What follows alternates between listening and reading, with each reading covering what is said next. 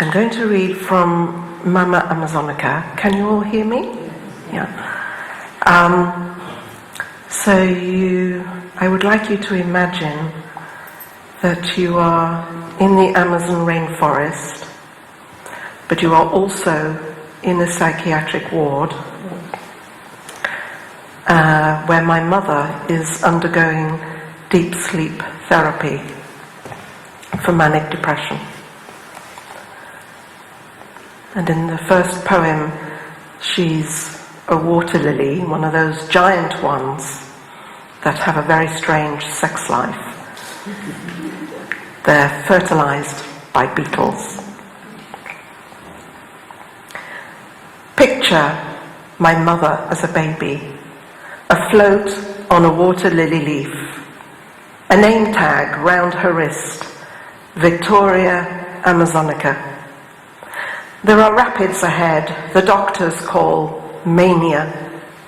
For now, all is quiet. She's on a deep sleep cure. A sloth clings to the cecropia tree. A jaguar sniffs the bank.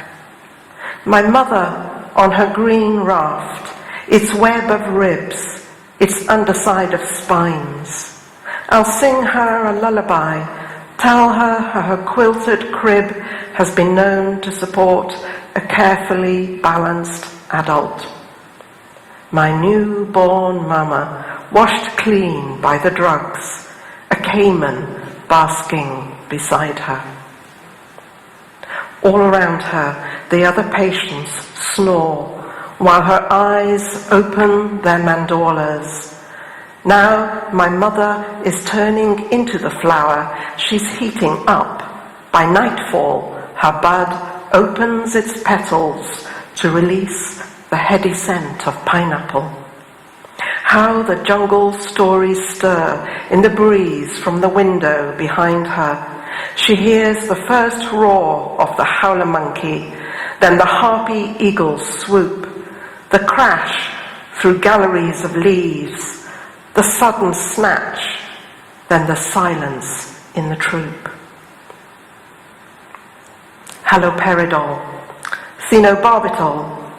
They've tried them all, those witch doctors, and still she leaps up in her green nightie and fumbles to make tea, slopping the cup over her bed like the queen of rain. See her change from nightclub singer to giant bloom in the glow of the nightlight, a mezzo-soprano under the red moon.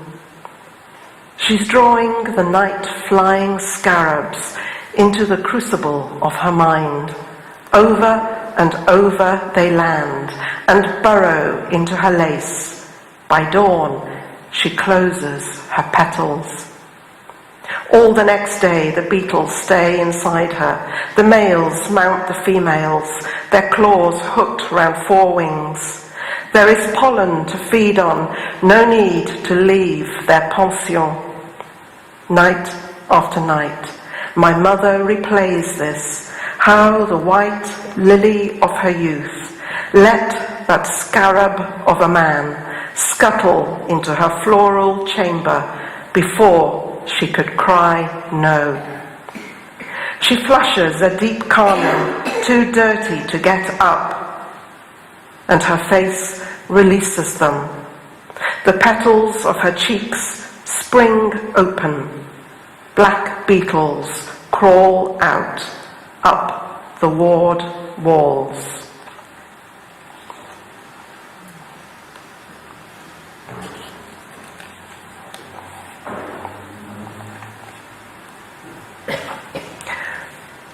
There are always jaguars in my books.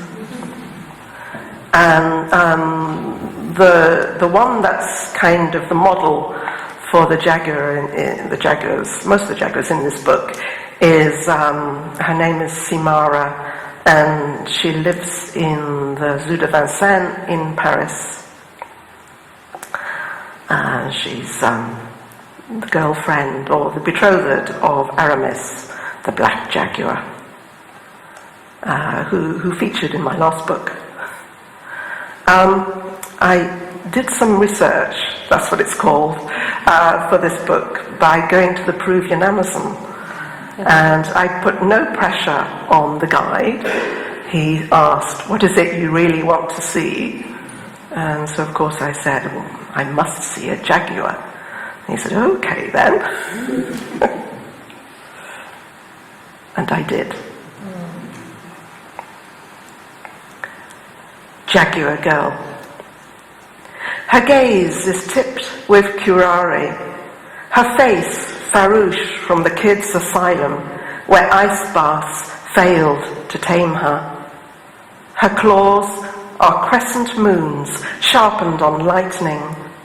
She swims through the star splinters of a mirror and emerges snarling, my weir mama.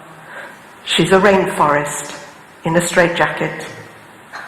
Where she leaps, the sky comes alive, unleashed from its bottle. My mother, trying to conceal her lithium tremor as she carries the Amazon on her back, her rosettes of rivers and oxbow lakes, her clouds of chattering caciques, her flocks of archangels. Her own tongue is a hive that stings, yet pollinates all the orchids of the forest. Her ears prick to the growl of roots under concrete, the purr of plants growing. My animal mother, shaman's bitch, a highway bulldozed through her brain. Shapeshifter into a trembling rabbit whenever I'm scared of her. She who's had electric eels pressed to her scalp can vanish into backwoods where no one can reach her. I'm trying to sew her back together to make a patchwork of gold dust and ghost vines, a sylvan pelt of torn down trees, the shadow dance of leaves on litter, and trying to conjure her in her zoo cage as the doctor comes running to dart her.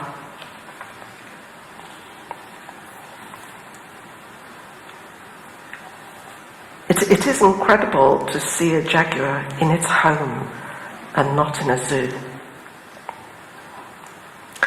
In the Peruvian mountains, they mummify things, including macaws. Macaw mummy. Soon they will unwrap her. Soon it will be over. Only 500 years to go. What did he put in her drink? Whatever it was has given her a dream she can't escape from. However much she wills the bandages to unwind, her eyes to open, however much she promises never to cry again, her scarlet feathers lie bravely under the ice of his deep frozen duvet.